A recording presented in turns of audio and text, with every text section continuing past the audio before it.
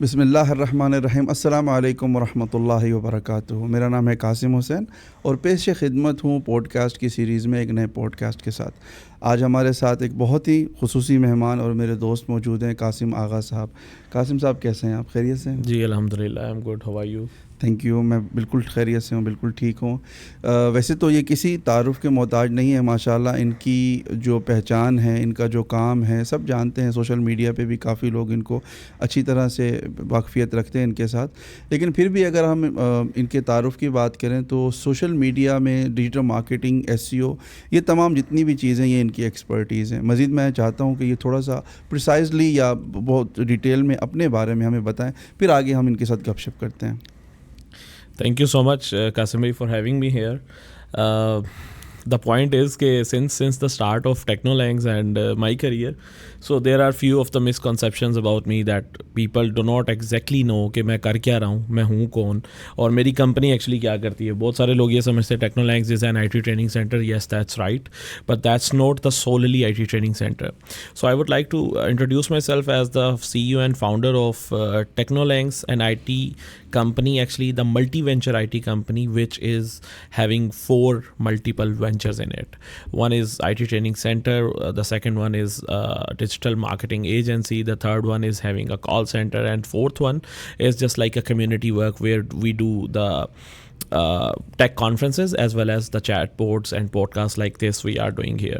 So in digital marketing agency we are serving global clients. In IT trainings we are working solely in Pakistan. In call center business we are doing US and UK campaigns. There are multiple campaigns in it. And as far as myself is concerned, I have spent around 14 years in digital marketing industry doing SEO. I am an author of SEO book, as well as I have worked with multinational companies where I have provided my skill set in the form of digital marketer. ज़बरदस्त, बहुत अच्छी बात है। कासिम भाई, अगर हम आपसे ये पूछें कि आपकी कोर स्पेशलिटी क्या है, क्या वो कम्युनिकेशन है, मार्केटिंग है, कोई टेक्निकल स्किल है आपकी?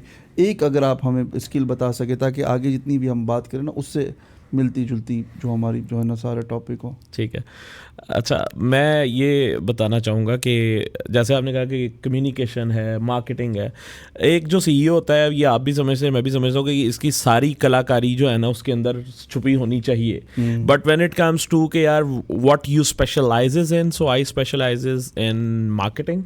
एंड आई थिंक कि मार्केटिंग इज़ समथिंग जो बहुत ज़्यादा वेग टर्म है पाकिस्तान के अंदर, और हमें उस पर जितनी हम बात करें that can be leisure to inform and educate people. तो marketing is something that I love to do and I can be recognised as a marketer. ज़बरदस्त। तो मेरे ख़्याल से ये वन ऑफ द वो स्किल है, शायद हर किसी को आनी भी चाहिए। ये आप क्या समझते हैं? मेरा ख्याल है कि हम लोग शायद जानते हैं, हम ऑलरेडी बहुत सारे लोग ना अपने अंदर एक कलाकार हैं, हम लोग मार्केटिंग को समझते हैं, बट एग्जैक्टली हम लोग मार्केटिंग को ना मिस इंटरप्रेट करते हैं। हम लोग सेल्स को अमलगमेट कर देते हैं मार्केटिंग के साथ कि यार मेरे पास एक दुकानदार हूँ मैं, तो मेरे पास एक बंदा आया तो मैंने उसको कॉलगेट के साथ टूथब्रश भेज दिया, तो मैं सेल्स का पर्सन हूँ। क्या फ़र्क है दोनों में? अच्छा, सेल्स में मैं वो बताता हूँ। थोड़ा सा फ़र्क ये है कि marketing is the whole of the scenario of a product of something.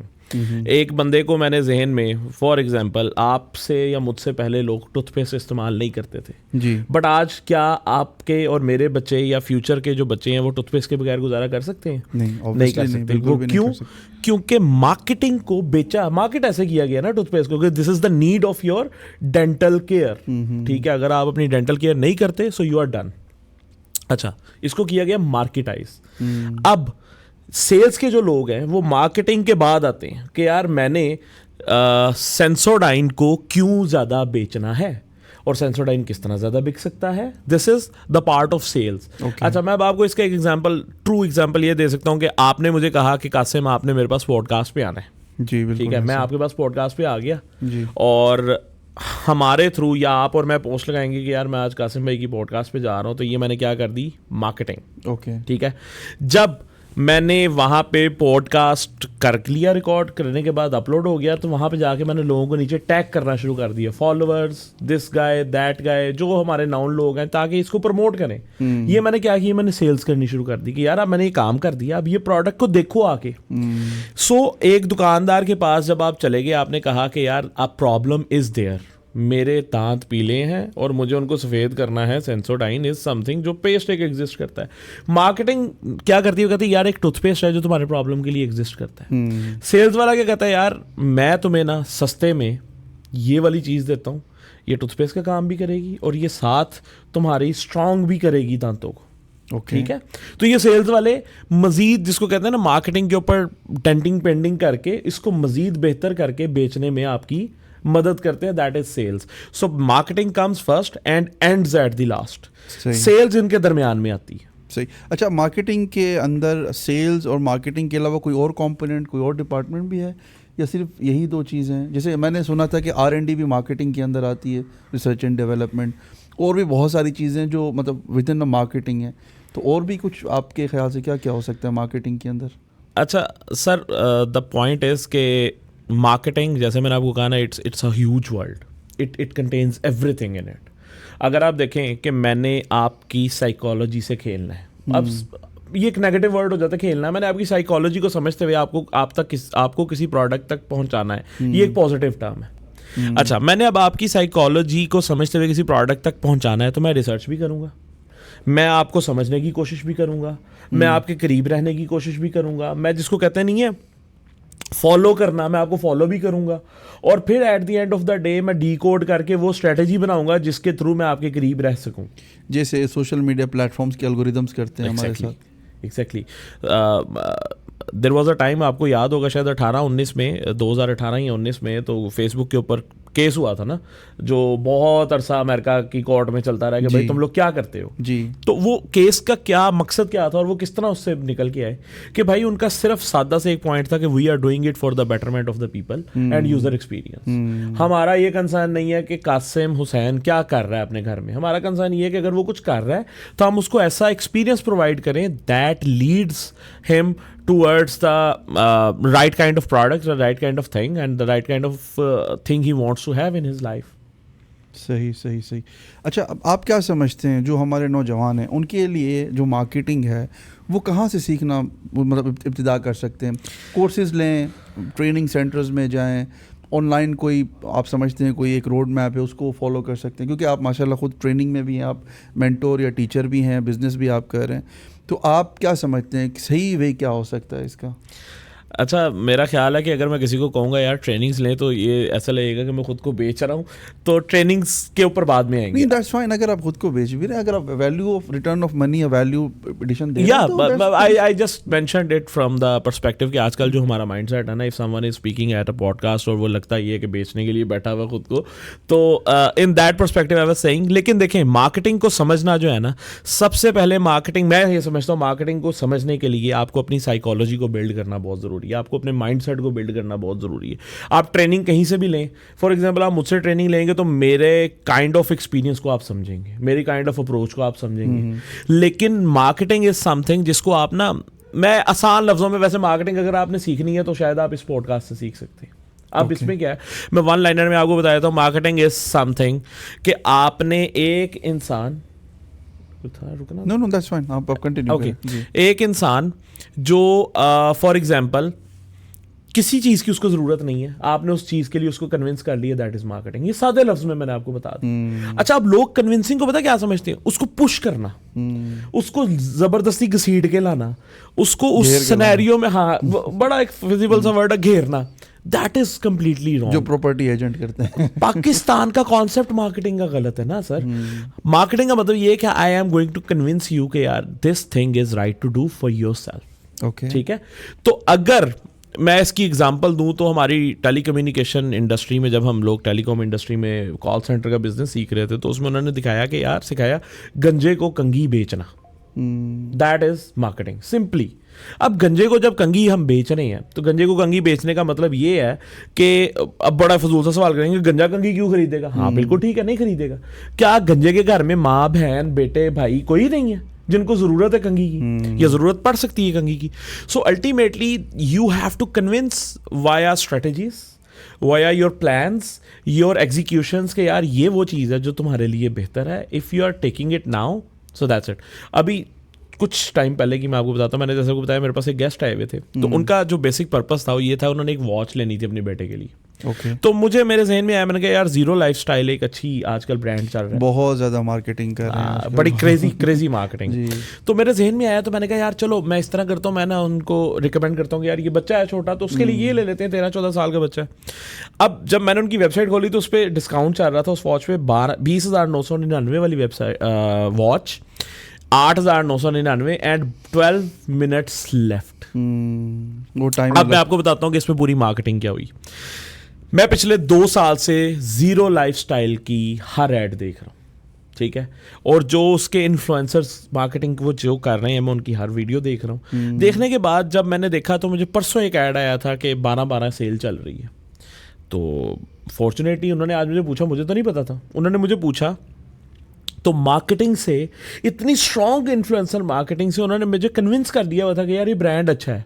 अगर मैंने सस्ती चीज़ कभी वॉच में ख़रीदनी है, रिलायबल स्मार्ट वॉच मैंने ख़रीदनी है, तो मैं मी ब्रांड, शाओमी ब्रांड या हुआवे जैसे ब्रांड्स के पास जाने की बजाय मैं इसके पास चला जाऊँगा. मैंने क्या किया, मैंने उनको कन्विंस किया कि यार ये 12 मिनट रह गए हैं, आप ऑनलाइन ऑर्डर प्लेस कर दें, ये निकल जाएगी offer. Because of the fact कि आई वॉज प्रीटी कन्विंस्ड, और मुझे उनको बताना, उनको समझाना आसान था कि यार ये चीज़ बड़ी ज़बरदस्त है, ये आपको लेनी चाहिए. So marketing is that you continuously knock on one door to make them understand कि यार ये नॉकिंग से तुम्हें क्या फ़ायदा हुआ है. तो हमारा प्रॉब्लम ये है कि हम मार्केटिंग को और सेल्स को मिक्सअप करते हैं. तो सेल्स का प्रॉब्लम ये होता है कि सेल्स वाले ने अपने टारगेट अचीव करने हैं, सेल्स वाले ने पैसे पूरे करने हैं, सेल्स वाले ने पैसे ला के देने कंपनी को. मार्केटिंग वाले का कंसर्न नहीं पैसे आने या नहीं आने, मार्केटिंग वाले का कंसर्न है ऑरा क्रिएट करना. मार्केटिंग वाले का कंसर्न है यार मैं एक माइंडसेट बना दूंगा. For example, if you see कि अभी मैं चल रहा था, ये आपका जो एक ब्रिज था, तो इसके ऊपर लिखा हुआ था लाहौर राइजिंग. तो मैं पिछले 2 दिन से ये बिल बोर्ड्स देख रहा हूँ. ये पॉलिटिकल तो नहीं है? नहीं, ये पॉलिटिकल नहीं है, but that is something like your community work से रिलेटेड है. अच्छा चलें, फॉर एग्जाम्पल नहीं है, पॉलिटिकल है या कुछ भी है, वो तो वैसे मैं इसको नोटिस कर रहा हूँ, और मैं शायद अगले 3-4 दिन करता रहूंगा जब तक ये रिप्लेस हो के अगला मैसेज नहीं आ जाता उन बिल बोर्ड्स पे. आ जाएगा. इसकी एग्जांपल एक और मैं आपको कोट कर देता हूँ. लेज ने एक ब्रांड लॉन्च किया था, सब ब्रांड वेवी. जी बिल्कुल, one of my favourite, one of your favourite. But आप इसकी मार्केटिंग को अगर आप याद करें तो इन्होंने क्या किया था, जितने कलर्स के वेवी हैं उतने कलर्स के इन्होंने बिल बोर्ड पूरे पाकिस्तान में लगाए थे. ओके. For like 5-7 days. और उसके ऊपर क्या लिखा था, क्वेश्चन मार्क. बिल बोर्ड के ऊपर that was only question mark. और मैं बाइक चला रहा हूँ, गाड़ी चला रहा हूँ, मैं देख रहा हूँ यार ये क्या चीज़ है. अच्छा सर, वो 5 से 7 दिन वो क्वेश्चन मार्क रहा. उसके बाद द सेकेंड मूव वाज, सारी फ्लेक्सिस चेंज हुई और वहाँ पे एक वेव सी बनी आ गई. आई वाज जस्ट लाइक यार ये क्वेश्चन मार्क चेंज होके नीले रंग का, क्वेश्चन मार्क चेंज होके नीले रंग का ये वेव आ गया, ये क्या है. उसके बाद इन्होंने क्या कहा, वेवी बाय लेस. ठीक है, मेरा अटेंशन, मैं गाड़ी चला रहा हूँ, मैं बाइक चला रहा हूँ, मुझे उस पर ध्यान रखना है, लेकिन वो bill board was enough attractive, enough captivating कि मुझे उसने अपने साथ इंगेज रखा. और उसने मुझे 15-16 दिन अपने साथ इंगेज रखा, 16 दिन से लेके 30वें दिन तक, क्योंकि 30 दिन के लिए bill board most of the time lease पे लेते हैं. तो 16वें दिन से लेके 30 दिन तक, 14 दिन तक फिर वो वेवी के डिफरेंट फ्लेवर्स आते रहे. So this is the sort of marketing. उसने कितने पैसे ज़ाया किए, नो वन नोज. कितनी फ्लेक्सिस उतरवाई, no one cares. The most important thing is उसने लोगों के जहन में वेवी बिठा दिया.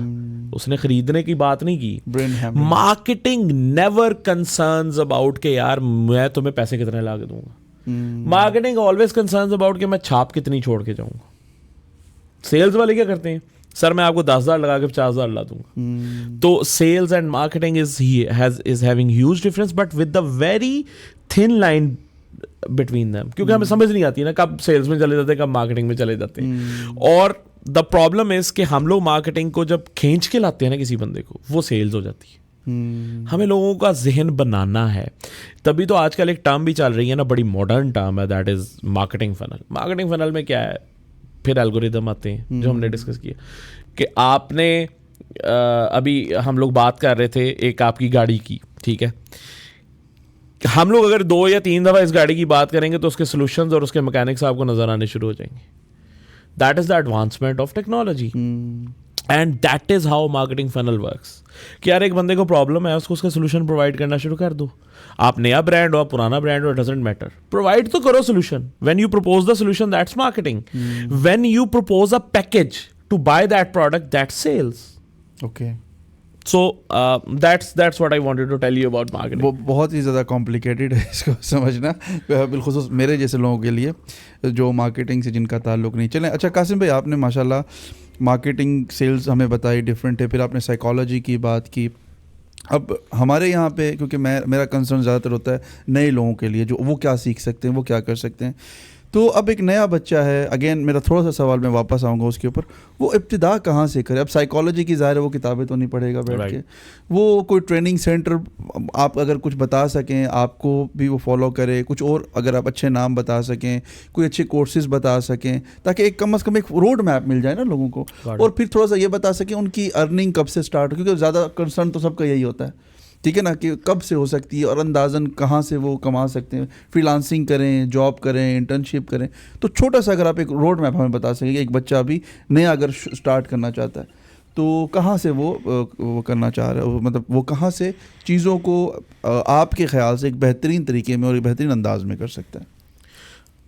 ओके सर, मैं It can be a long answer as your question was so long. That's fine, no problem. अच्छा, मैं आपको एक बताता हूँ कि देखें, मार्केटिंग मैंने जैसे बताया कि गंजे को कंघी बेचना है. अब मार्केटिंग के अंदर भी बहुत सारी टाइप्स हैं.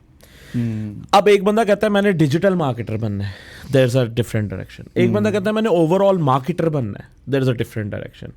अच्छा, जब डिजिटल मार्केटिंग बात करते हैं, आज का दौर एडवांस है एंड आई वुड रिकमेंड 2030 की टॉप जॉब्स में से एक डिजिटल मार्केटिंग है. तो मार्केटिंग की फील्ड में अगर मैं किसी को कुछ रिकमेंड करूंगा so that would be digital marketing. अच्छा, अब डिजिटल मार्केटिंग की जब आप बात करते हैं so you need to analyze one thing कि एक्चुअली डिजिटल मार्केटिंग है क्या. इसका सबसे बेहतरीन स्टार्ट क्या हो सकता है, go to YouTube and watch like at least 30 videos regarding digital marketing. आप कुछ लोगों को मतलब हमें बता सकेंगे जिनको आप भी फॉलो करते हो? असल में सर, मैंने अपनी लाइफ में, मुझे कल ही मैं किसी बंदे को बता रहा था कि मुझे को पूछेगा यार तुम्हारा मुर्शिद या गुरु कौन है, तो मैं कहूँगा कोई नहीं. तो फिर मुझे कुछ लोग मैं सर वो पूरा ना? करने की बात बता रहा हूँ कि अगर मुझे को पूछेगा कि कोई, फिर भी यार कुछ थोड़ा सा बताओ ना कौन है, मैं कहूँगा यार 50,000 लोग. मेरी ज़िंदगी में जो भी आया ना, मैंने उससे कुछ ना कुछ पिक करने की कोशिश की.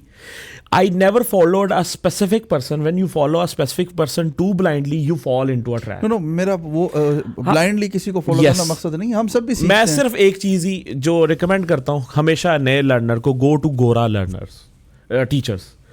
अच्छे गोरे टीचर के पास जाएं, गोरे की वीडियो देखें. आप ये अगर कहते हैं ना मुझे इंग्लिश समझ नहीं आती, तो भाई फिर आप नेटफ्लिक्स भी छोड़ दो, ठीक है. अगर आप कहते हो भाई मुझे इंग्लिश समझ में नहीं आती और मैं डब करके देखता हूँ या मैं उसकी कैप्शंस चला के देखता हूँ, तो भाई आप यूट्यूब की इंग्लिश वीडियो भी कैप्शन चला के देख सकते हैं. गोरे भी एक इंडियन है, नील पटेल, जिसको आप भी जानते हो, बड़ा उसने लोहा मनवाया हुआ है. अब आई डोंट नो, हो सकता है आप डिसएग्री करें, मतलब मेरे जैसे लोग, उन लोगों को मतलब मैंने काफ़ी सीखा है उससे. तो थोड़े से अगर आप कुछ नाम बता दें जो आपको लगता है कि जिनको हमें फॉलो करना चाहिए, जो आपकी नज़र में ऑथेंटिक हो. सर, मैं ये समझता हूँ कि नेथन गॉच के नाम से एक बहुत, नेथन गॉच, जी ठीक है, he is one of the good marketers I have seen in my life. अगर आप एसईओ में बहुत ज़्यादा हाथ अपना सेट करना चाहते हैं so read Brian Dean. Brian Dean is one of the finest SEO experts I have ever seen in my life.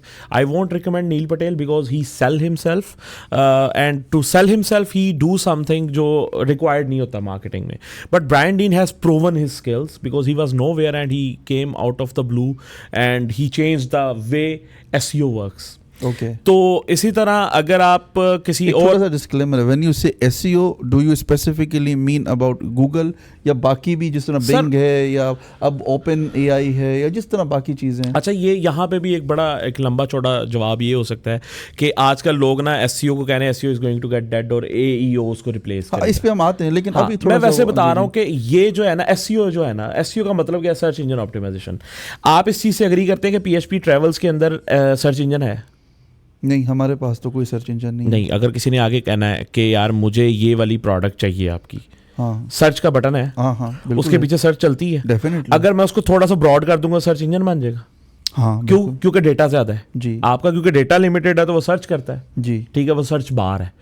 तो दुनिया में Facebook, Instagram, YouTube, Twitter, Reddit, LinkedIn, Amazon, any website which is having a vast data behind it और उसमें search किया जा सकता है, वो सर्च इंजन है। दुनिया की कोई मार्केट प्लेस जिस पे डेटा पड़ा हुआ है, that is a search engine. जी जी, लेकिन मेरा सवाल कुछ और था। वो मेरा नहीं, मैं ये समझ गया हूँ कि आप, जब मैं एसईओ की बात कर रहा हूँ ना, जी, सो जी। It is not about Google, it is about anything. Anything. तो Anything ये जिनका over आपने अभी एंड में नाम लिया, ये तकरीबन अगर इनको हम फॉलो करेंगे, तकरीबन हमें सारे प्लेटफॉर्म की एसईओ बताते हैं। सब प्लेटफॉर्म्स की एसईओ हमें बताते हैं। एसईओ क्योंकि एक प्रोसेस का नाम है, अगर हम उस प्रोसेस को समझ लेते हैं तो हम हर प्लेटफॉर्म हाँ, जिस तरह वीडियोस हम यूट्यूब पे डालते हैं उसमें भी एसईओ होती है, हम ऐप्स रिलीज करते हैं प्ले स्टोर पे, वहाँ पे भी एसईओ होती है। इवन हमारी जो ज़ाती प्रोफाइल है एग्जैक्टली अनफॉर्चुनेटली या फॉर्चुनेटली उसमें भी एसईओ होती है, चाहे लिंक्डइन हो या चाहे फेसबुक हो। Sir continue please. ओके, बाकी कुछ नाम हमें बताएं, फिर हम तो आगे बढ़ते हैं। मैं ये बता रहा था कि सैबरी सूबे एक बहुत बड़ा नाम है ऑस्ट्रेलिया का। ओके किंग कॉन्ग कंपनी है उनकी, ओके। और उन्होंने एक किताब लॉन्च की है, सेल लाइक क्रेजी। हाँ, ये तो I am a huge fan of his marketing tactics, his way of selling. $70 की किताब है, आज तक हल्के में छप नहीं सकी। वो क्यों नहीं छप सकी? क्योंकि उसके जो ब्लूप्रिंट्स है ना, वो सिर्फ उसी किताब में। ओके ठीक है, और I have purchase like 7 or 8 times the copies, और जब ब्लूप्रिंट आता है मैं वहीं पे रुक जाता हूँ और मुझे वो किताब बंद करनी पड़ सकती है। ठीक है, मैंने कभी कराची से मंगवाई, बहुत सारे दोस्तों को कह के मंगवाई, मुझे अभी तक उसकी ओरिजिनल कॉपी नहीं मिली, और ऑस्ट्रेलिया से वो डिस्पैच नहीं कर रहे थे। So I have appointed a friend of mine in Australia के, यार आप आते हुए लेके आना।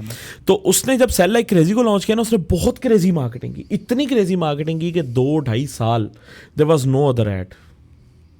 तो इसी तरह साबरी सूबे को आप फॉलो करें, उसकी मार्केटिंग स्ट्रेटजीज को फॉलो करें, he is a good YouTuber. आप नेथन गॉच को फॉलो करें, आप ब्रायन डीन को फॉलो करें, and third name which is important name but that got skipped from my mind.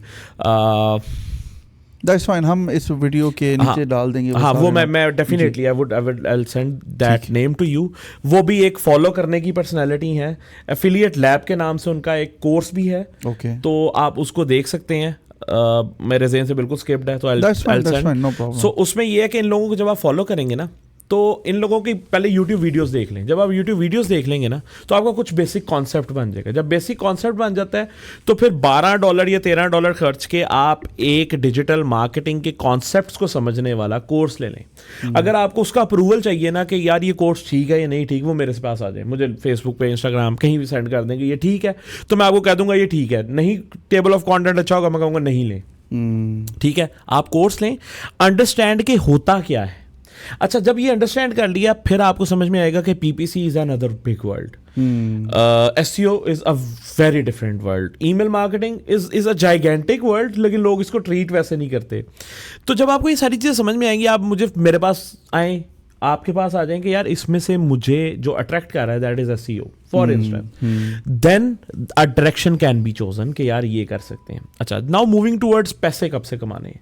Sir, आप भी इस फील्ड में हैं और मैं भी इस फील्ड में हूँ, क्या हमने पहले दिन से तो पैसे नहीं कमाने शुरू कर दिए? डेफिनेटली बहुत we spend a lot of years of struggle and experiences के बाद हम पैसे कमाने शुरू करते हैं। So I would recommend to the listeners के यार नहीं, अभी पैसों की बात करो, पैसे कमाने हैं, बट पहले स्किल की बात करो कि हाउ स्किलफुल यू आर। और क्या मतलब, मैंने जब इस इंडस्ट्री में जंप इन किया तो I had one thing in my mind कि मुझे इस तरह का एसईओ एक्सपर्ट बनना है या डिजिटल मार्केटर बनना है कि मेरी रिकग्निशन हो सके as a digital marketer, as an SEO expert. तो मैंने बहुत रातें, बहुत दिन नेक किए, बहुत सारी चीज़ें सीखने में, एंड देन आज के दौर में भी अगर मैं तकरीबन को 6-8 महीने एसईओ की कुछ अपडेट्स ना पढूं तो मैं तब तक एसईओ को चला सकता हूं। लेकिन 8वें महीने के बाद शायद मैं भी एक्सपायर हो जाऊंगा, because this world is continuously evolving. और जब इवॉल्व हो रही होती है ना कोई चीज़, तो आपको पीछे रहने के लिए एक झटके की ज़रूरत है। तो आप जितना पढ़ते रहेंगे, जितना सीखते रहेंगे, आप कामयाब होते रहेंगे। अब जब आप एक स्किल ले लेते हैं, स्किल लेने के बाद यू नीड टू डिफाइन कि आपको फ्रीलांसिंग करनी है, आपको एजेंसी के साथ चलना है, या आपको जॉब करनी है। जॉब इस वजह से रिकमेंड की जाती है कि you gain experience out of it. तो मेरा ख्याल है कि आपको अपने माइंड में रखना चाहिए कि अगर आप 10 साल के लिए इस करियर में डेडिकेट कर रहे हैं ख़ुद को, तो 3 साल कम से कम या 2 साल 3 साल जॉब लाजमी करें, क्योंकि ये आपको ऐसा एक्सपोजर देगा जो शायद कभी भी फ्रीलांसिंग आपको नहीं दे सकती. And to become a disciplined human in your life, this is very important. और डिसिप्लिन हमेशा जॉब के साथ आता है. This is my experience. But ultimately you may have your own perception and the listeners may have their own perception, but job also teaches you a lot. Exactly और मैं यकीन करें बड़े अरसे के बाद किसी को ये बात सुनी, हालांकि मैं ख़ुद बड़ा मद्दा हूँ इस बात का, कम से कम 2 साल आपको इंडस्ट्री में काम करना चाहिए. हालांकि यहाँ पे हमारे यहाँ पे ये मतलब ये बड़ा नेगेटिव वे में देखा जाता है कि ये मुलाजमत है, ये नौकरी है, और बड़ा हकारत से उसको फ्रीलांसिंग बड़ा एक फैंसी वर्ड है लेकिन उसमें बड़े कॉम्प्रोमाइज़ हैं. एनी हाउ, हम थोड़ा सा आगे बढ़ते हैं. कासिम भाई, मार्केटिंग के अंदर हमने वैसे तो बड़ी चीज़ों को डिस्कस कर लिया. एथिक्स मेरे ख्याल से एक बहुत ज़रूरी एलिमेंट है, और हम या चाहे इंटरनेशनल मार्केटिंग को भी देखें तो उसमें बड़ी चीज़ें कॉम्प्रोमाइज़ होती हैं. मतलब आपके मॉरल्स और बड़ी चीज़ों को सिर्फ वही वो मार्केटिंग के अंदर सेल्स सबसे ज़्यादा वो ग्रे एरिया में आ जाती है. तो आप क्या समझते हैं कि जो एथिक्स हैं वो किस तरह से हमें रिलीजन को लेके चलना चाहिए, उसके अंदर मॉरल्स को लेके चलना चाहिए, कल्चर को लेके चलना चाहिए, ट्रेडिशन को लेके चलना चाहिए, या किस तरह के असूल हम बना के रखें? क्योंकि आपको पता है बाकी जितनी भी फील्ड्स हैं उनके अंदर आप ज़्यादातर बुराई शायद कम कर सकते हैं लेकिन ज़्यादा नहीं कर सकते. मार्केटिंग के अंदर क्योंकि वो जो दिखता है वो बिकता है, तो यहाँ पे वो और कहीं ना कहीं आप कॉम्प्रोमाइज़ हो जाते हैं चीज़ों को सेल करने के लिए या वो नंबर्स निकालने के लिए. आपका क्या फिनोमेना है, आप क्या समझते हैं कि मतलब क्या होना चाहिए, इसका सही तरतीब क्या होनी चाहिए मार्केटिंग के अंदर एथिक्स को लेके बिलखुसूस? मैं ये समझता हूँ कि आपने ना मेरी दुखती रख को छेड़ा है. पहली बात तो ये कि और आजकल में छेड़ दिया है, क्योंकि आजकल मैं ज़रा ज़्यादा सेंसिटिव हुआ हूँ इसको लेके.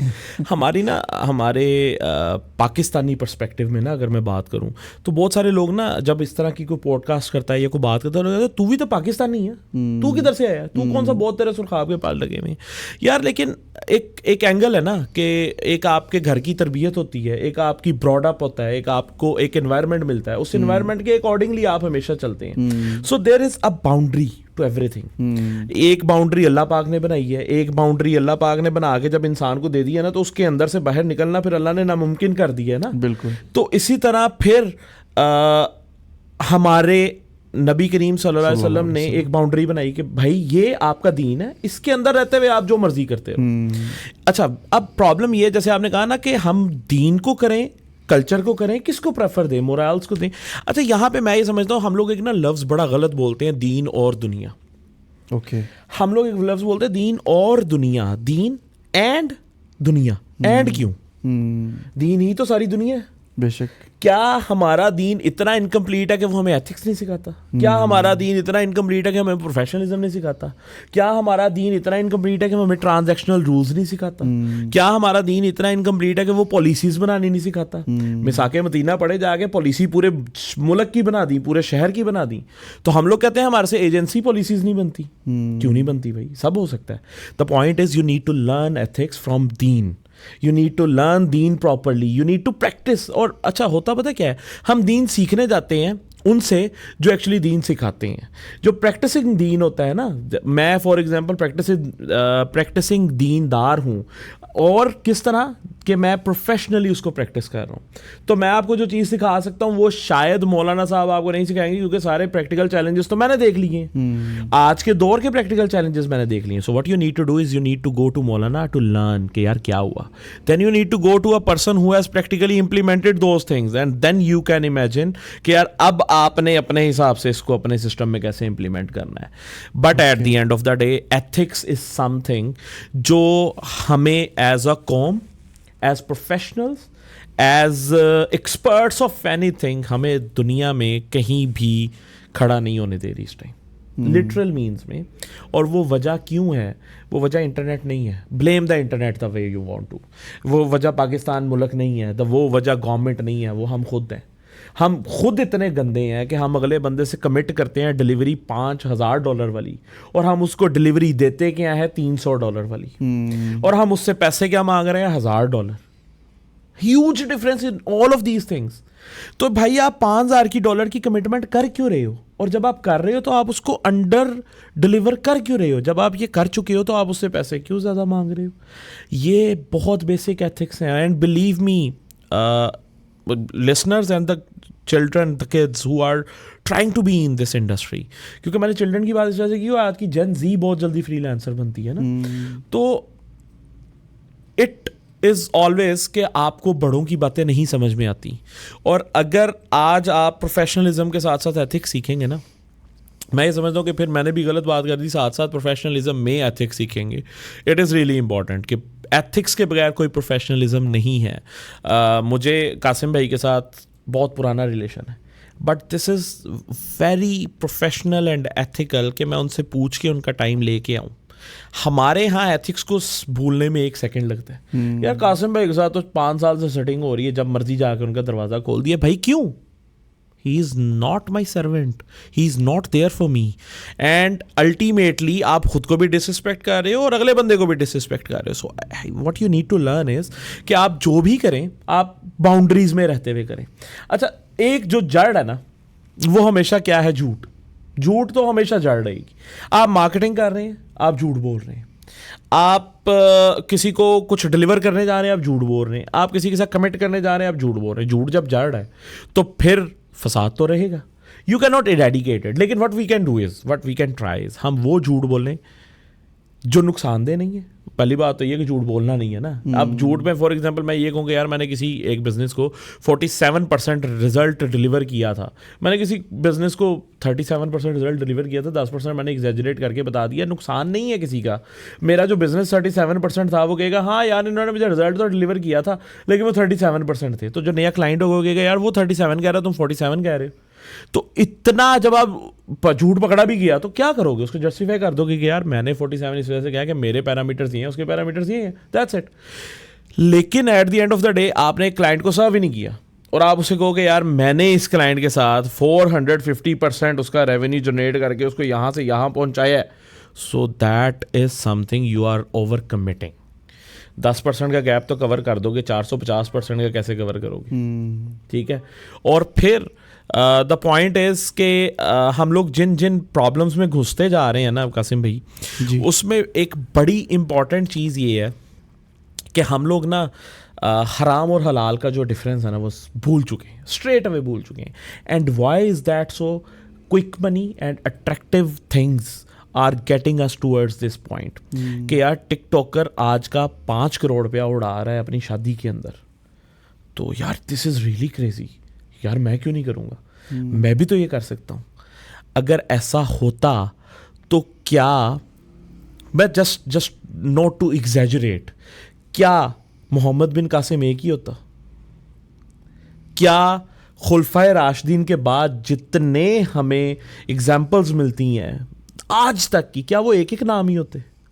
That's not going to happen. क्योंकि अल्लाह ने हर इंसान की फेट एक सिंगल हैंडेडली लिख दी है कि यार ये तेरे नसीब का, ये तूने कला करनी है, तू इसका कलाकार है, तू इसका किंग है, तूने ही इसको अचीव करना है, तुझसे बेहतर शायद ही कोई पैदा हो सके. क्यों? क्योंकि it was in his fate. अब प्रॉब्लम ये है कि हम लोग क्या कर रहे हैं, हम लोग उसका मुंह लाल देख के खुद को थप्पड़ मार मार के इतना हलकान कर चुके हैं कि हमें लाल रंग भी नजर आना बंद हो गया कि लाल मैं हो गया था, 4 थप्पड़ से हो चुका था, मैंने खुद को 20 थप्पड़ एक्स्ट्रा मारे कि नहीं ये वो लाल नहीं है जो उसका लाल था. ठीक है. So the perspective and the point here is कि ये हमें समझना बहुत ज़रूरी है कि भाई मैं कासिम आगा हूँ, आप कासिम हुसैन हैं, आप $multi-million कंपनी बना चुके हैं, मैं $multi-million कंपनी या $1 billion कंपनी बना लूँगा. मेरी डायरेक्शन, मेरा रास्ता, मेरी अप्रोच डिफरेंट है. मैं आके आपके पीछे लग के एक और PHP का प्रोडक्ट उठा के ट्रैवल एजेंसी को डिलीवर करना शुरू कर दूंगा. 6 महीने करूँगा, 7 महीने करूँगा, उसके बाद क्या? क्योंकि मेरी इंडस्ट्री नहीं थी, मेरा दिमाग नहीं चलता था इसमें. आपका उसमें दिमाग चला, you decoded it and you sold it like crazy guy. तो आपके लिए ये इंपॉर्टेंट था, आपके लिए ये क्रैक हो चुका था, मेरे लिए नहीं हो रहा. तो हम लोगों को ये समझना है कि समथिंग जो मेरे पैर का जूता है वो आपके पैर पे नहीं आना. अगर हम ये समझ लेंगे तो हमारी ज़िंदगी सुकून में आ जाएगी. अगर हमने इसको ना समझा तो लिटरल मीन्स में हम लोग तबाह कर देंगे पाकिस्तान को भी और अपने फ्यूचर्स को भी। क्योंकि मैं जिस क्रेजीनेस से देख रहा हूँ ना, ये quick and shortest ways towards money, मुझे डर है कि आने वाले वक्त में शायद अगले 1 से 2 सालों में ये जो हमारी नई जनरेशन है वो काम सीखना भी छोड़ देगी। मुझे ये डर है, आई एम नॉट श्योर। नहीं, ये तो अब हो चुका है। आप देखें ये टिकटॉक और ये मल्टीमीडिया जो एंटरटेनमेंट इंडस्ट्री है, मेरे ख्याल से सबसे ज़्यादा लोग वहाँ जा रहे हैं। इनफैक्ट जो लोग सही काम कर रहे थे वो भी इतना डिस्ट्रैक्ट हो के इस तरफ जा रहे हैं। मतलब अब तो एआई ने भी बड़ा हेल्प किया है इन चीज़ों के अंदर लोगों को। पहले अनएथिकल कंटेंट बनाना भी बड़ा मुश्किल था, वहाँ पे भी वो नकल के लिए भी अकल चाहिए थी लेकिन अब तो एक प्रॉम्प्ट है, कमांड है, आप दें और जो आप करना चाहते हैं, चाहे अनएथिकल कंटेंट बनाना चाहते हैं आप बनाएं, मोनेटाइज करें, डिफरेंट किस्म के प्लेटफॉर्म्स आपको पे भी करते हैं। तो ये तो ऑलरेडी चीज़ें हो रही हैं बहुत ज़्यादा। नहीं, मैं बिल्कुल आपसे एग्री भी कर रहा हूँ और मैं ये कह रहा हूँ कि हम लोगों का ये कर कौन रहे हैं ज़्यादा, इंडियंस, पाकिस्तानी, एशियंस कर रहे हैं ना। अच्छा, अब वो जब कर रहे हैं तो मैं सिर्फ ये समझता हूँ कि एक जगह, जिस एक घर में जब 10 लोग हैं ना और 10 में से 8 कमाने वाले, तो 2 उल्टी हरकतें कर लेंगे तो चलेगा? हाँ, चल जाएगा। एक घर में फर्दी 3 है, कमाने वाला 1 है, 2 उल्टी हरकतें करे, चलेगा? नहीं, नहीं चलेगा। तो नहीं चलेगा। हमारा मैच नहीं है इंडिया से। हम लोग बिल्कुल भी नहीं, हम लोग आटे में नमक के बराबर है नहीं उनकी आबादी के हिसाब से। टैलेंट के हिसाब से हम बहुत पीछे हैं, रिसोर्सेज के हिसाब से हम बहुत पीछे, चलो सब मान लेते हैं। लेकिन मसला ये है कि हम लोग 24 करोड़ में से 22 करोड़ तो निकम्मे हैं, ठीक है। वहां 1 अरब 40 करोड़ में से 40 करोड़ काम करने वाले हैं। 2 करोड़ को 40 करोड़ से कैसे मैच करोगे भाई? So at the end of the day let them do the things यार। वो 2 नंबरियां कर रहे हैं, वो कहानियां बना के पैसे बनाते जा रहे हैं, वो एनिमेटेड वीडियोस बना के पैसे बनाते जा रहे हैं। भाई द पॉइंट इज पैसा बनाना है। वो कहते नहीं है कि खाने के लिए जीना है या जीने के लिए खाना है। हमारा मसला ये हुआ है कि हम खाने के लिए जी रहे हैं। मसला ये था कि खाना दिया इस वजह से गया था कि यार तुम जिंदा रह जाओ, तुम लोग जिंदा रहो और चलते रहो, अपनी डगर पे चलते रहो। मैं एर्तुगरुल गाजी और कुरुलुस उस्मान को ना लोगों को रिकमेंड इस वजह से करता हूँ कि that gives you the right kind of patience, calmness and the right kind of environment is required कि 4-4 दिन जंगे लड़ रहे हैं अगले और अगलों को खाने की फिक्र नहीं है। ओ भाई तुझे क्या मसला है, तू लैपटॉप के आगे बैठा 4 दिन में कैसे मर जाएगा? ठीक है, मसला क्यों है? क्योंकि हमारे, अब देखो ना, ख्वाहिशें भी तो मार देती है ना। ये मैं समझना चाहूँगा कि ये क्या कह रहे हैं। वही ना कि लैपटॉप के आगे बैठा हुआ शायद थोड़े पैसे कमा रहा होगा, लेकिन ख्वाहिशें कि एक BM मेरे गराज में लगे, मेरे कुछ अच्छे हाई फाई दोस्त हों, मेरा लाइफ स्टाइल ऐसा हो, ये ख्वाहिशें भी तो मार देती है ना इंसान को, जो आजकल वो फोमो का जो कल्चर चला हुआ है हमारे यहाँ पे। अच्छा, मैं ये समझता हूँ कि ये इरेशनल नहीं है, ख्वाहिशें इरेशनल बिल्कुल नहीं है। द पॉइंट इज़ कि हमें समझना यहाँ पे ये है कि हमारे जो वो लोग हैं ना, हमारे जो लोग काम कर रहे हैं, जो लोग ये समझते हैं कि यार हमें हमारे ड्रीम्स को अचीव करना है, मुझे BMW लेनी है, मुझे बड़ा घर बनाना है, मुझे अच्छी एलीट क्लास में बैठना हो, there is nothing wrong in it until unless आप रॉन्ग करके उसको अचीव नहीं कर रहे। नहीं, लेकिन अभी थोड़ी देर पहले आपने कहा ना कि अर्तुगरुल के अंदर जंगें चल रही हैं और वो लोग खाने के भी उनको टेंशन नहीं है, तो फिर ये तो बड़ा तजाद हो गया ना। फिर एक तरफ आप फिर गाड़ियाँ और फिर इस तरफ आ गए। अच्छा, अब देखिए तजाद, एक मैं जो चीज़ बताना चाह रहा हूँ ना, वो 2 बातें हैं कि आपका जो, आपको बेसिकली आपको अपना लाइफ स्टैंडर्ड मेंटेन करना है या आपको खाना खाना है, ठीक है। हमारे यहाँ जो एक्सक्यूज़ है ना कि यार मुझे ना ये करना पड़ा क्योंकि मेरे पास रोज़ी रोटी नहीं थी, मेरे पास खाने के पैसे नहीं थे, दिस इज़ वन एक्सक्यूज़, जिसकी वजह से मैंने आपको कहा कि भाई खाने के पैसे नहीं थे तो स्ट्रगल क्या होती है। अच्छा, फिर दूसरी बात, यार आप सारा कुछ कर रहे हो, आपकी जो ख्वाहिशें हैं वो बेहतर है। आपने ख्वाहिशों को, आपने जब फॉर एग्जांपल मैं अब एक काम, आप और मैं एक काम कर रहे हैं, आप ये पॉडकास्ट कर रहे हैं, कम्युनिटी को बिल्ड कर रहे हैं, बहुत सारे काम कर रहे हैं, क्या आपने PSP ट्रैवल्स बिल्ड करने के बाद छोड़ दिया? आप उसको इन्हेंस कर रहे हैं ना। क्यों? क्योंकि ये तो हमारा दीन हमें नहीं रोकता कि भाई तुम इन्हेंस भी ना करो, तुम अच्छी सवारी भी ना लो, लेकिन आप उस चक्कर में किसी 2 नंबरी में तो नहीं पड़े, आप शॉर्टकट में तो नहीं पड़े, आपने जाके टिकटॉक तो नहीं बनाने शुरू कर दिए। टिकटॉक बुरी चीज़ नहीं है, टिकटॉक का मतलब ये है, जिस टॉन में मैंने कहा कि आपने डांसिंग टिकटॉक तो नहीं बनाने शुरू कर दिए, आपने बेहियाई को तो नहीं प्रमोट करना शुरू कर दिया। मैं ये समझता हूँ कि आप जब भी कोई काम कर रहे हैं टू गेन मनी, क्यों? क्योंकि उसके पास पैसा है, क्योंकि मैंने उस जैसा बनना है, मैंने उस जैसी शादी करनी है, मैंने उस जैसी गाड़ी लेनी है। ओ यार उसने इतनी जल्दी गाड़ी ले ली, मैं इतनी जल्दी गाड़ी ले लूँ। यहाँ पे आप गलत कर रहे हैं। Having a BMW is nothing wrong. आपने उसको देख के BMW लेनी है और उसको compete करने के लिए BMW लेनी है, या उसको शो ऑफ करने के लिए BMW। यहाँ पे आपका मेरा तजाद होगा। जी जी, नहीं एग्जैक्टली, मैंने भी यही बात की है। मैंने फोमो का जिक्र किया था, fear of missing out. Basically वो भी यही है ना कि अगला आदमी कुछ कर गया और मैं रह गया। बिल्कुल तो सही, दोनों सेम पेज पर। हाँ, मैं वो तो मैं इस वजह से मैं आपको क्लैरिफाई इस वजह से कर रहा था कि मैंने वो बात अर्तुगरुल गाजी वाली इस वजह से की थी कि वहाँ से हमें बहुत सीखने को मिलेगा कि हम लोग रोटी के लिए कुछ भी नहीं कर रहे। रोटी आपकी भी पूरी है, मेरी भी पूरी है। मसला क्या है, हम लोग 99 के चक्कर में हैं सारे। हम लोग कहते हैं कि भाईजान जब तक 100 नहीं आएगा तब तक मेरी जो, और इल्ज़ाम क्या है, इंसानी फितरत है ये। मैं अब इसको इल्ज़ाम इस वजह से कह रहा हूँ क्योंकि हम लोग, हर इंसान की फितरत तो नहीं होती कि यार भाई मैंने 99 के चक्कर में बढ़ना। कुछ लोग बहुत सेटिस्फाई हो जाते हैं, यार मैं 25-30 आ रहा है, ज़िंदगी में सुख है। लेकिन वो कहते हैं कि भाई 90% हम क्या है 99 के चक्कर में है कि भाई अच्छी गाड़ी, अच्छा लाइफस्टाइल, अच्छा शो ऑफ, अच्छा लोगों को दिखाना, ये करना, वो करना, फलां करना। और फिर उसमें से 90% में से उसमें 90% लोग हैं जो उसमें शॉर्टकट्स में जा रहे हैं। वो प्रॉब्लम है। वो 10% नहीं है जो ये कर रहे हैं। वो 10% सही तरीके से कर रहे हैं, मेहनत लगा रहे हैं, 10-15 साल लगाते हैं, गाड़ी बदल के बड़ी अच्छी गाड़ी ले लेते, ठीक है भाई। मल्टीप्लायर का भी फॉर्मूला है ना, नेचर के हिसाब से देखो, 2 दूनी 4, 4 4 4 16 16 16 32 32। तो ये जो मल्टीप्लायर फॉर्मूला, फिर ये इट वर्क्स क्रेजीली। अगर आपके लिए अल्लाह पाक ने लिखा हुआ, ये करेगा क्रेजीली।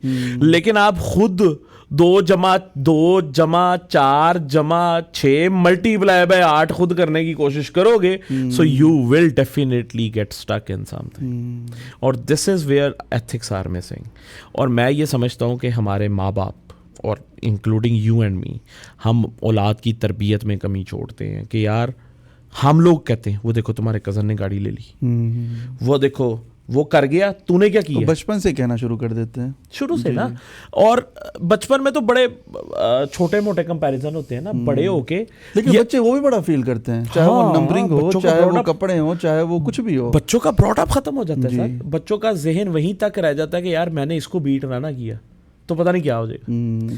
अच्छा, मैं बात ये कर रहा था कि आज भी फॉर एग्जांपल मैं सही रास्ते से काम कर रहा हूँ, मैं बड़ी मेहनत करने की कोशिश कर रहा हूँ, मेरे पे एक डाउनफॉल आ गया, तो मेरी माँ जी मुझे क्या कहेंगी, तेरा वो कज़न तो डाउनफॉल में नहीं गया, वो तो बड़ा तरक्की में है, पीछे की बैकएंड स्टोरी नहीं पता वो 2 नंबरी कर रहा है या नहीं कर रहा, तुमने बिटकॉइन क्यों नहीं ख़रीदा।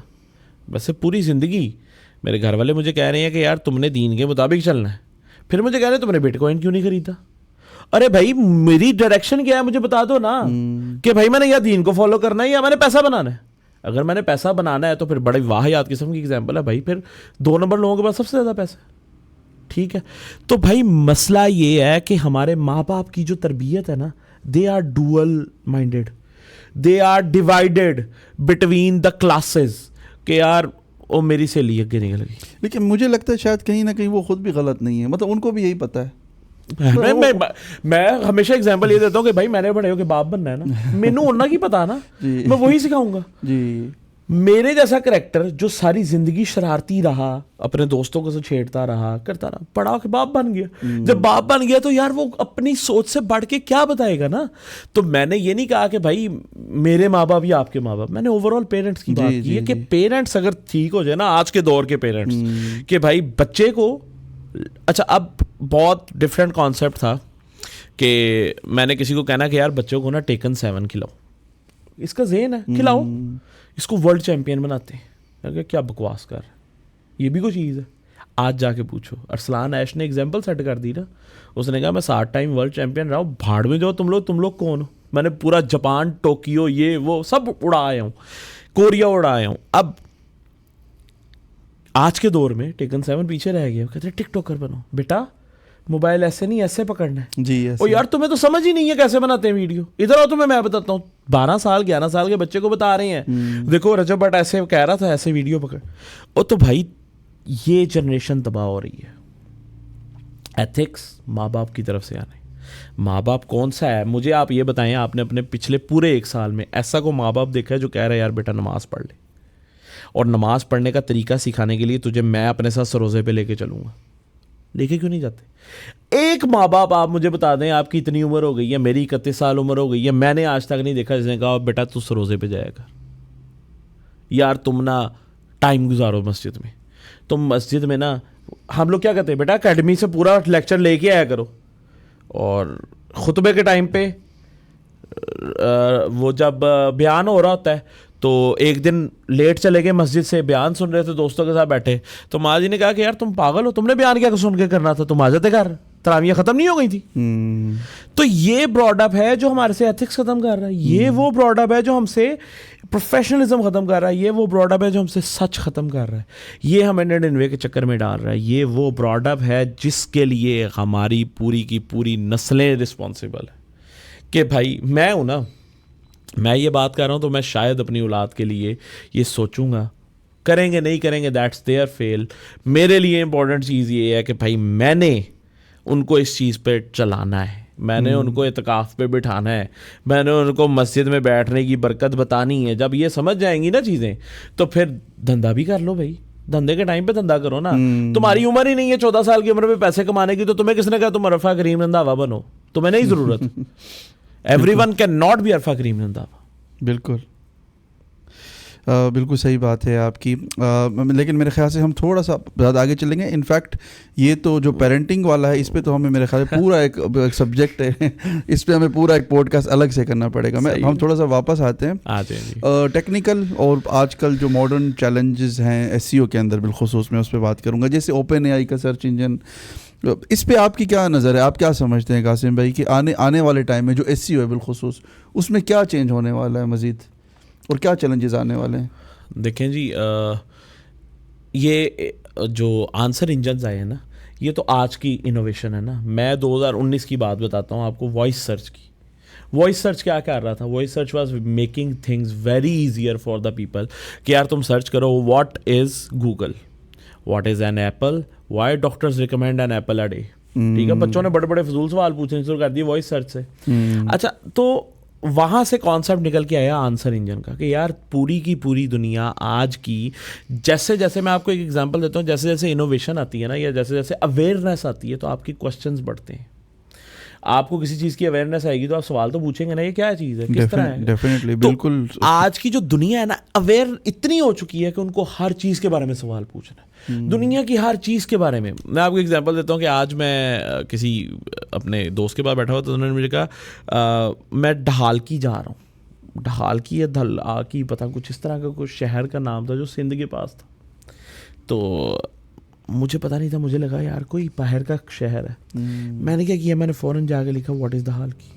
तो उसने मुझे बताया भाई ये शहर है, सिंध के पास है, और ये यहाँ पे बेस्ड है। तो जितनी आपको अवेयरनेस आएगी आप उतना सवाल पूछेंगे, और जब सवाल है ना, तो सवाल का जवाब आना कहाँ से है? गूगल है, चैट जीपीटी है, और एनी अदर सोशल मीडिया। जी, कहाँ से वो लेंगे? जो वेबसाइट्स में फीड किया जाएगा वो डेटा उनकी डेटाबेस में जाएगा, वही डेटाबेस से वो जवाब बना के आपको दिखा देंगे। ऐसा ही है सर, मैं गलत तो नहीं कह रहा? बिल्कुल, डेफिनेटली। अब जब ये हो रहा है तो वेबसाइट्स के अंदर किस चीज़ की ज़रूरत है? क्वेश्चन बेस्ड कंटेंट की, नथिंग मोर देन दैट। आप क्वेश्चन बेस्ड अपना कंटेंट, आप ये नहीं करना कि जाके दुनिया के 27,000 सवाल उठाए, 27,000 के 27,000 कंटेंट में डालने शुरू कर दिए। You have to craft the content in a way कि आप हर पॉसिबल क्वेश्चन का जवाब भी दे सकें, और उस तरह से दे सकें जिस तरह से ये आंसर इंजन्स देना चाहते हैं। आंसर इंजन्स बड़े आसान कर रहे हैं अब चीज़ों को, कि best beef burger near me मैंने जब लिखा, तो उन्होंने ये नहीं कहना कि देयर आर दीज बिजनेसेस जो बीफ बर्गर दे, उन्होंने कहना best beef burger according to the reviews of Google My Business in your location is this, that's it, nothing more than that. अब वो उस पर क्लिक करेगा तो देखेगा, उसके रिव्यूज पढ़ेगा, गूगल माई बिजनेस देखेगा, उसका फेसबुक पेज देखेगा, उसके रिव्यूज सुनेगा, चला जाएगा बर्गर खाने। तो ये जो क्वेश्चंस एंड आंसर्स की जो दुनिया है ना, ये अब इसके ऊपर चली गई है वॉइस सर्च के टाइम से, 2019 से। अब इसको ज़रा ज़्यादा एक्सपोजर मिल गया, अब इसको ज़रा ज़्यादा एक्सट्रीम नुआंसेस और कॉन्टेक्स्ट समझ में आना शुरू हो गया, जिसकी वजह से ये अपने हिसाब से आंसर्स को प्लान करना शुरू हो गया। हमने क्या करना है, हमने उन आंसर्स का हिस्सा बन जाना है। हमें स्कैमा मार्कअप अच्छे तरीके से लगाना पड़ेगा, हमें क्वेश्चंस को बहुत अच्छे तरीके से इंटीग्रेट करना पड़ेगा। जो फ्लो ऑफ इंफॉर्मेशन है दैट कैन नॉट बी वेग। फॉर एग्जांपल आपकी एक पेज पे आ रहा है व्हाट इज एसईओ, और उसी टाइम आपने आगे पूछ दिया व्हाट इज एसईएम, तो गलत किया आपने। What is SEO and the is SEO different of PPC और SEM? That was the question that you were supposed to ask their question, और फिर उसको बहुत मैनर्ड आंसर। चीज़ें बड़ी स्पेसिफिक होनी चाहिए। अब जो ज़माना था ना जब ये नील पटेल साहब हिट हुए हैं जिस ज़माने में, तो नील पटेल साहब ने किया ही है ना कि एक ही चीज़ के ऊपर 50 दफ़ा बात कर दी, कंटेंट को 50 दफ़ा क्रिएट कर दिया, फिर रीक्रिएट कर दिया, फिर नया टाइटल लगा के क्रिएट कर दिया। उससे क्या हुआ, यूज़र के पास ऑप्शन ही नहीं रहा को ऑप्शन भी नहीं रहा, और eight the end of the day sir content इतना ज़्यादा गार्बेज बन गया ना, वो कंटेंट की तो सफाई है ही। अब एआई भी कंटेंट क्रिएट करेगा तो गूगल कहता ठीक है that is acceptable for me, लेकिन मैं तुम्हें रैंक कब करूंगा? लेकिन शुरू में गूगल ने भी बड़े पंगे किए थे ना, एक्सेप्ट नहीं कर रहा था ये मेरे ख्याल। हाँ मेरे ख्याल फिर बाद में गूगल को समझ आ गई ये बात कि हमारा बार्ट भी फेल हो गया है, क्योंकि हम खुद एआई में इतना पीछे हैं, तो शायद हमें समझना चाहिए, और मेरे ख्याल मजबूरन एक्सेप्ट करना पड़ा गूगल को। अच्छा sir, that can be something of your perception. Definitely मेरा अपना ओपिनियन है, मैं बिल्कुल मुझे पता भी नहीं है। मेरे परसेप्शन के मुताबिक what I have seen in Google आज तक सर्वाइवल का उसका क्यों चांस है, क्योंकि Google is AI based. Google ने जितना एआई पे काम किया शायद ही किसी कंपनी ने एआई पे काम किया हो। अब ये नई कंपनीज आई हैं क्योंकि इनोवेटिव दौर था तो इनकी स्पीड ज़्यादा थी, इनका बूस्ट ज़्यादा था। लेकिन गूगल ने देखे ना, नोकिया को आउट रैंक कर दिया गया, क्यों? क्योंकि उसने काम नहीं किया था इनोवेशन पे।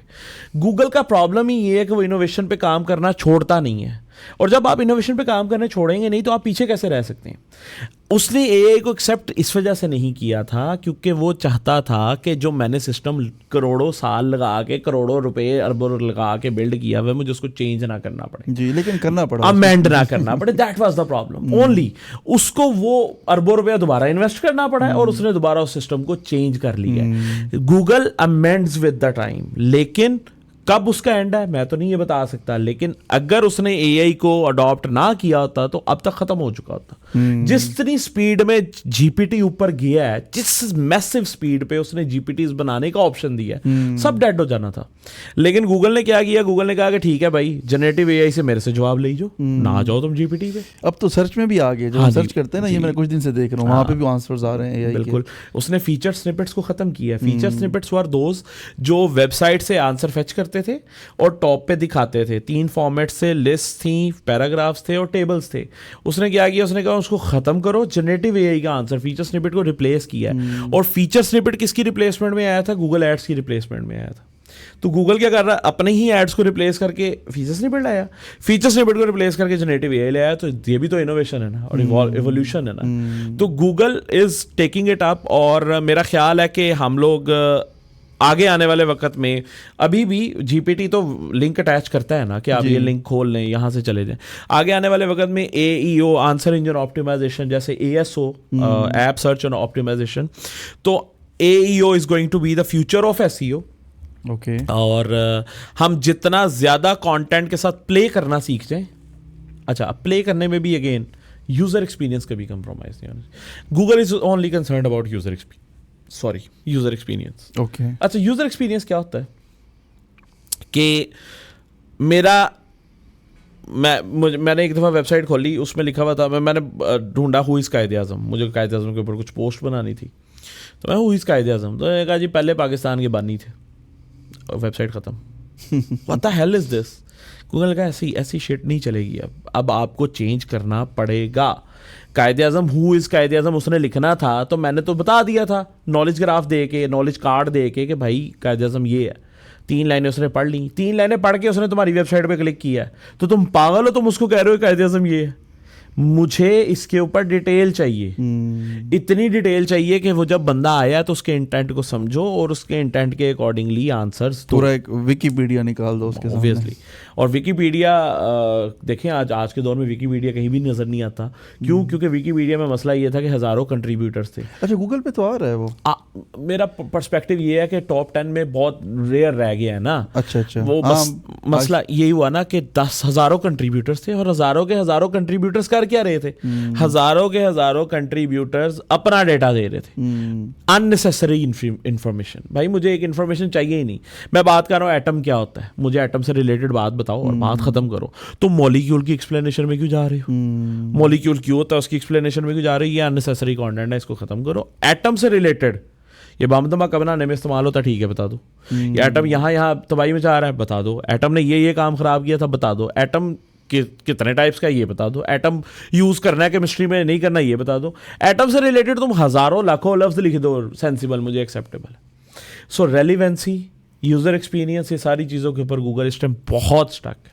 हाँ, और मैं आपकी ये बात सेकंड भी करूँगा, दुनिया में शायद सबसे ज़्यादा डाटा जिसके पास है, क्योंकि आर्टिफिशियल इंटेलिजेंस या एआई भी आपको पता है जो उसके मॉडल्स हैं वो डाटा पे ट्रेन होते हैं। तो ज़्यादा सबसे ज़्यादा डाटा या आपको ट्विटर, फेसबुक या गूगल, ये दो तीन जाइंट्स हैं जिनके पास मिलेगा। इनफैक्ट ओपन एआई खुद भी मोहताज है इनसे एक्सट्रैक्ट करने के लिए, डाटा के लिए। तो ये तो बात, लेकिन फिर क्या वजह है गूगल बार बार अटैम्प्ट कर रहा है लेकिन फेल हो रहा है। बार्ड आया वो फेल हो गया, जेमिनाई आया, जेमिनाई प्रो, वो मतलब मैं तो नफरत की हद तक उसको देखता हूँ, यकीन करें। मतलब मेरे लिए तो बड़ा बेकार सा है वो आप क्या समझते हैं, क्या वजह है उसकी, वो फेल क्यों हो रहा है बार बार? अच्छा सर, द पॉइंट इज के गूगल की कामयाबी नहीं, एप्पल की कामयाबी का जो रीज़न है ना, वो एक बड़ा स्मार्ट टर्म इस्तेमाल करते हैं, नुआंसेस। वो समझता है कि आप इस टाइम मेरी तरफ ऐसे देख रहे हैं ना, तो आप हैरानी से देख रहे हैं।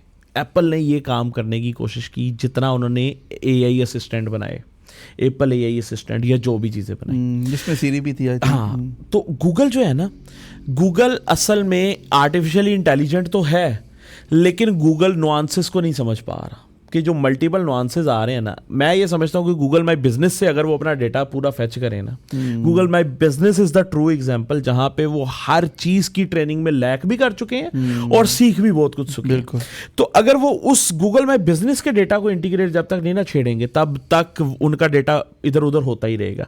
लेकिन उनका बेसिक मकसद ये थोड़ी है कि उन्होंने ओपन एआई का अल्टरनेटिव बनाना। उनका बेसिक मकसद है सर्च इंजन को, सर्च को मेंटेन कैसे करना है। सर्च इंजन रिजल्ट पेजेस उनकी मेन पावर है। बिल्कुल। अब वो सर्च को मेंटेन कैसे करना है, जिसकी वजह से उन्होंने जेमिनाई को जब से डाला है, उनके रिजल्ट्स इंप्रूव हो रहे हैं।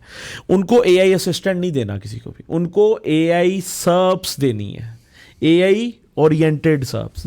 उस पे वो काम कर रहे हैं, और आज नहीं तो कल, नहीं तो परसों, वो डेफिनेटली आज, ये 2024 में, this was the first year जिसमें गूगल ने आफ्टर 2011 से लेकर 2024 तक गूगल ने पहला साल है जब 4 मेजर अपडेट्स रिलीज की हैं। गूगल ने आज तक की हिस्ट्री में 4 मेजर अपडेट्स नहीं रिलीज की, लेकिन मजबूर हो गया ना। हाँ, तो वो मजबूरी भी सर इसी वजह से है ना कि यूजर का एक्सपीरियंस सही चलता रहेगा तो गूगल भी चलता रहेगा, नहीं यूजर का एक्सपीरियंस ठीक होगा तो गूगल से लोग चले जाएंगे। अच्छा, एक मेजर डिफरेंस भी है, देखिए, बल्कि मैं तो बहुत हद तक गूगल सर्च से भी अब ओपन एआई की तरफ आ गया हूँ।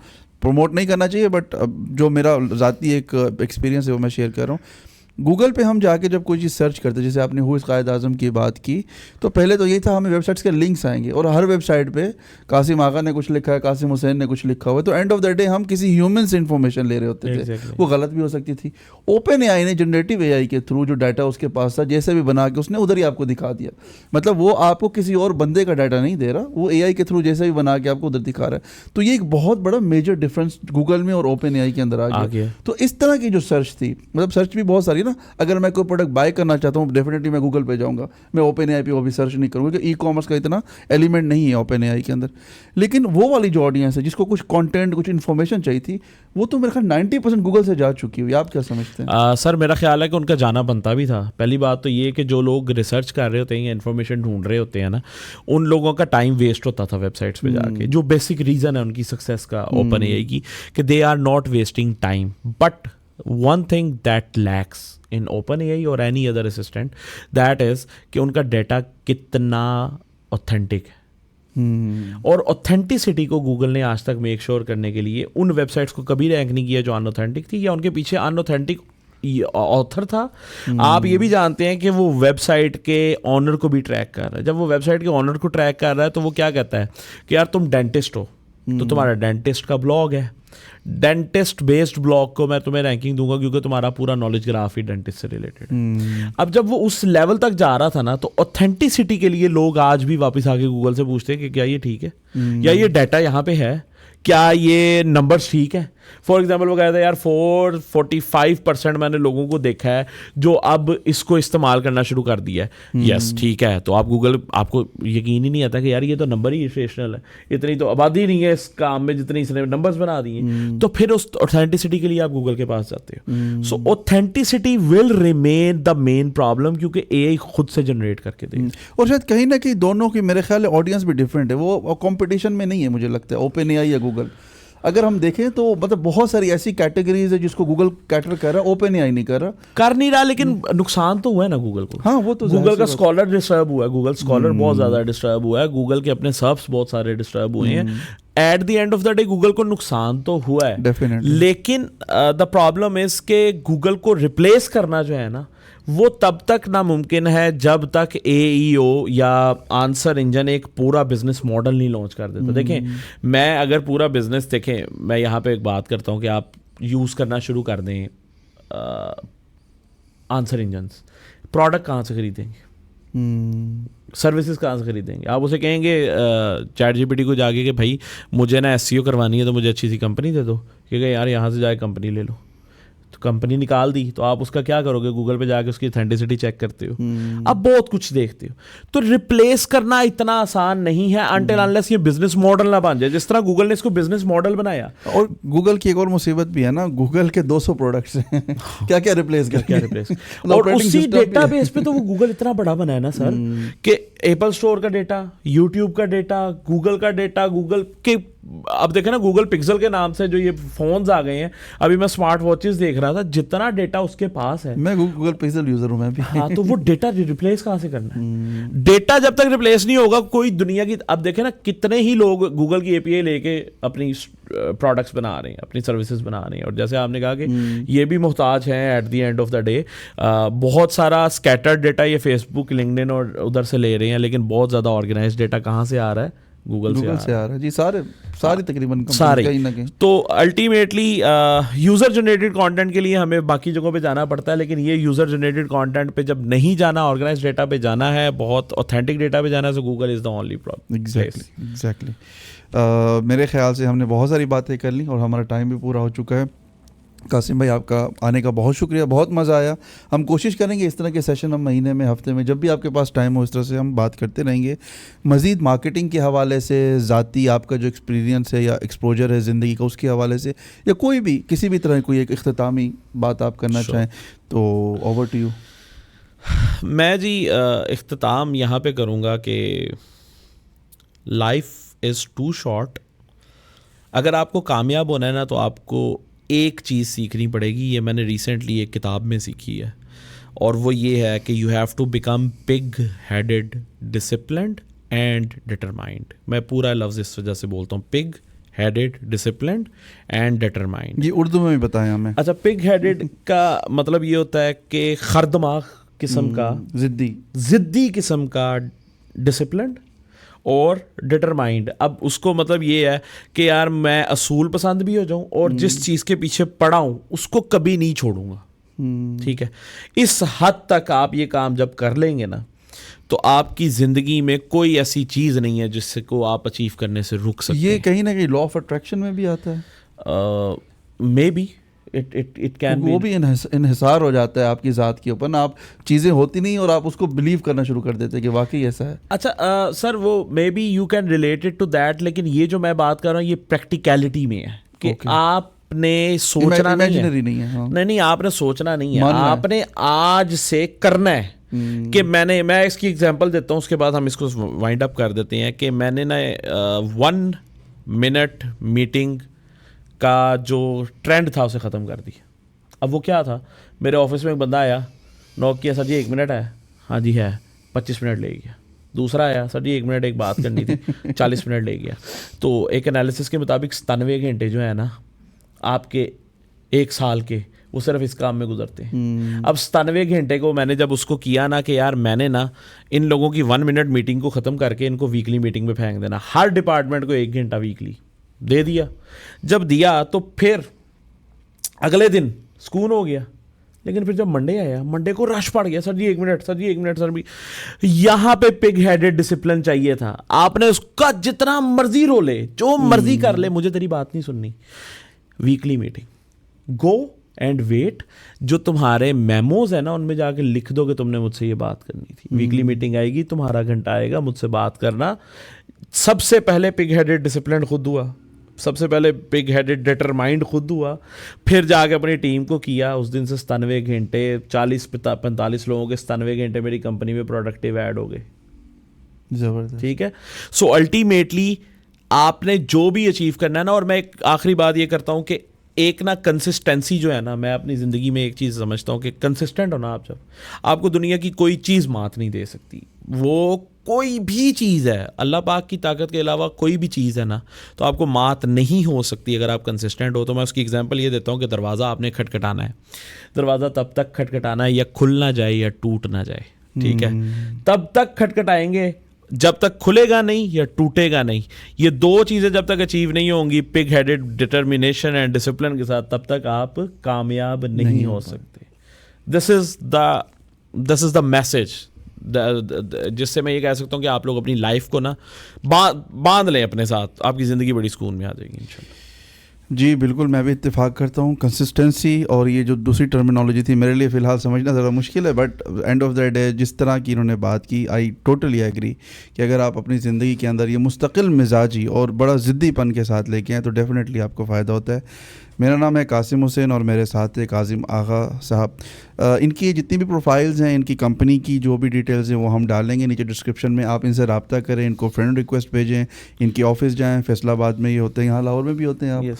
जी, तो आप इनसे रब्ता करें, आप इनसे बहुत कुछ सीख सकते हैं। मेरे लिए बड़ी इंस्पायरेशन है ये, और हम दोनों को यहाँ तक देखने का बहुत शुक्रिया। उम्मीद है कि कुछ ना कुछ हमने कंट्रीब्यूट किया होगा आपकी लाइफ में, जो हमने अपनी ज़िंदगी में सीखा है। कुछ अगर अच्छा लगा है तो वीडियो को शेयर कीजिएगा, कमेंट में मज़ीद नीचे सवाल कीजिएगा। एंड अगेन हम कोशिश करेंगे कि इस तरह के हम सेशंस जितने कर सकते हैं, जितना सीख सकते हैं, जितना इसके ऊपर बात कर सकते हैं, हम ज़रूर करें। ऑल दो चीज़ें बहुत ज़्यादा थी, हमने कोशिश की थोड़ा थोड़ा सब पे बात करें। कासिम भाई वंस अगेन बहुत शुक्रिया आपका। थैंक यू, जज़ाकल्लाह। एंड आप लोगों का भी बहुत शुक्रिया। अल्लाह हाफिज़। अल्लाह हाफिज़।